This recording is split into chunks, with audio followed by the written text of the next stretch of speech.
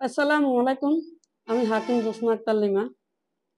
প্রচণ্ড গরম, তাপমাত্রা এত বেশি যে আজকেও লক্ষ্মীপুর জেলা তাপমাত্রা ছিল 38 ডিগ্রি সেলসিয়াস। এই তাপমাত্রাতে মানুষ খুবই অসুস্থ হয়ে পড়ছেন এবং হিট স্ট্রোক হয়ে যাচ্ছেন সারা বাংলাদেশে অনেকে। আমি আজ আপনাদের সাথে কথা বলব হিট স্ট্রোক লক্ষণ কি এবং হিট স্ট্রোকের কারণ কি এবং এই হিট স্ট্রোক থেকে নিজেকে পরিবারকে কিভাবে আপনি রক্ষা করতে পারবেন সে বিষয়ে আমি আপনাদের সামনে কিছু কথা বলবো।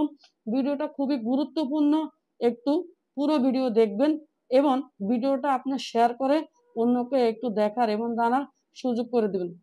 প্রচন্ড গরম, এই গরমে আমরা প্রত্যেকে কর্মব্যস্ত জীবনযাপন করি, প্রত্যেকে কিছু না কিছু কর্মের উদ্দেশ্যে কিন্তু আমরা ঘর থেকে সকাল 9টার ভিতরে বের হয়ে যায়। অনেকে খেতে খামারে কাজ করে, অনেকে রাস্তায় কাজ করে, অনেকে কৃষক আছেন, অনেক কিন্তু চিনাঞ্জির ড্রাইভার এবং রিক্সার ড্রাইভার, অনেকে ভ্যান গাড়ির ড্রাইভার, অনেকে কৃষি কাজ করার জন্য মাঠে ঘাটে আছেন।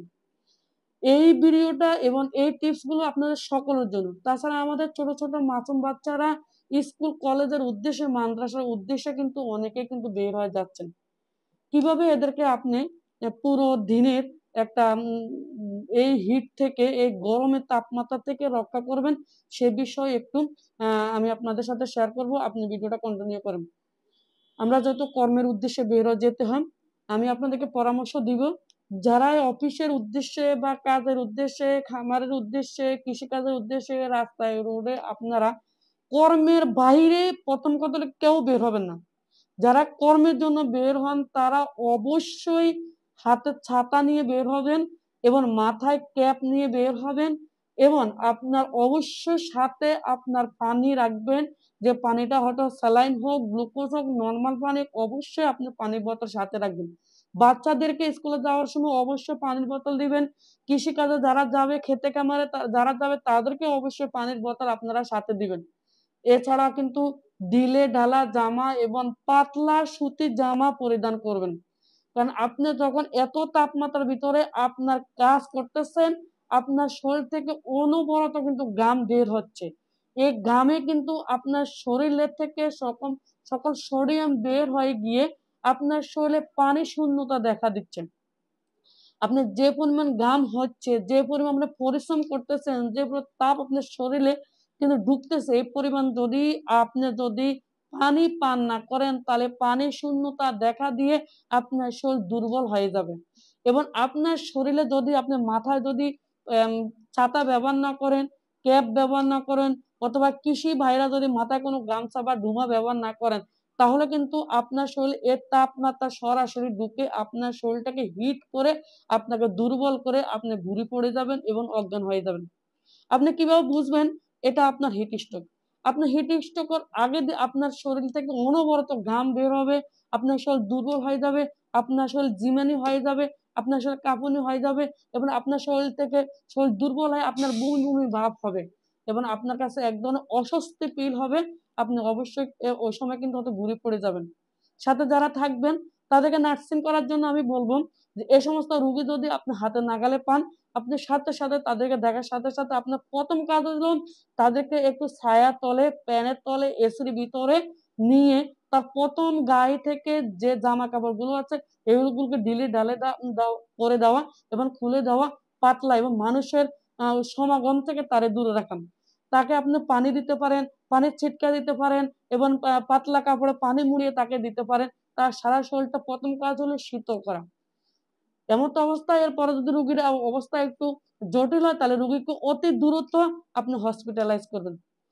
এ সময় বেশি বেশি করে পানি খাবেন, বেশি বেশি করে ডাবের জুস খাবেন, বেশি বেশি করে আপনার রসালো যে ফলগুলো আছে যেমন তরমুজ, আপনার কমলা, মালটা, ডাবের পানি, লেবুর শরবত, এ জাতীয় ফলগুলো অবশ্যই খাবেন। যত বেশি পানি খাবেন অন্তত নিজেকে পানি শূন্যতার হাত থেকে রক্ষা করতে পারবেন। এছাড়া আপনাদেরকে পরামর্শ দিব যারা অফিস আদালতে আছেন, যারা আপনার বাইরে খাবার অভ্যস্ত, এই গরমে অন্তত বাহিরের খাবার, অতিরিক্ত তৈলাক্ত, অতিরিক্ত ঝাল এবং মশলা এ জাতীয় খাবারগুলো এড়িয়ে চলবেন। ফাস্ট ফুড, জাঙ্ক ফুড এবং বাহিরের যত খাবারগুলো আছে, যত গরম গরম তৈলাক্ত খাবারগুলো আছে, এগুলো অবশ্যই এড়িয়ে চলবেন। পরিবারের সদস্যদেরকে নিয়ে ভাষায় আপনি নর্মাল খাবার দাবার করবেন, এবং আপনি একটু শাক সবজি খাবেন। অতিরিক্ত মানে জাঙ্ক ফুড গুলো এড়িয়ে চলবেন। চা কফি এড়িয়ে চলতে পারলে ভালো। আর আপনি যত বেশি পানি, যত বেশি শরীরের বেশি বেশি করে আপনারা গা মুছবেন এবং পাতলা কাপড় পরিধান করবেন, এবং প্রতিদিন অবশ্য গোসল করবেন। বাচ্চাদেরকে বলবো, বিনা প্রয়োজনে বাচ্চাদেরকে ঘর থেকে বের হতে দিবেন না। বাচ্চাদের গায়ে একদম সিম্পল পাতলা গেঞ্জি প্যান্ট পরিয়ে রাখবেন, এবং বাচ্চাদের কিছুক্ষণ পর পর নিজ দায়িত্বে পানি খাওয়াবেন। সে সাথে সাথে ঘরে বয়স্ক বাবা মা আছে, দাদা দাদি আছে, নানা নানি আছে, তাদেরও সেম অবস্থা। তারাও কিন্তু আপনার বেশি বেশি হাঁপিয়ে যাচ্ছে, বেশি বেশি তাদের গরমে তারা কিন্তু অক্লান্ত, মানে নিজেকে দুর্বল মনে করতেছে। তাদেরকেও নিজ দায়িত্বে বেশি বেশি করে পানি খাওয়াবেন, একটু জুস খাওয়াবেন, স্যালাইন খাওয়াবেন, গ্লুকোজ খাওয়াবেন। প্রতিদিন তাদেরকে গোসল করতে দিবেন, তাদেরকে ঠান্ডা জায়গায় ঠান্ডা পরিবেশে রাখার চেষ্টা করবেন।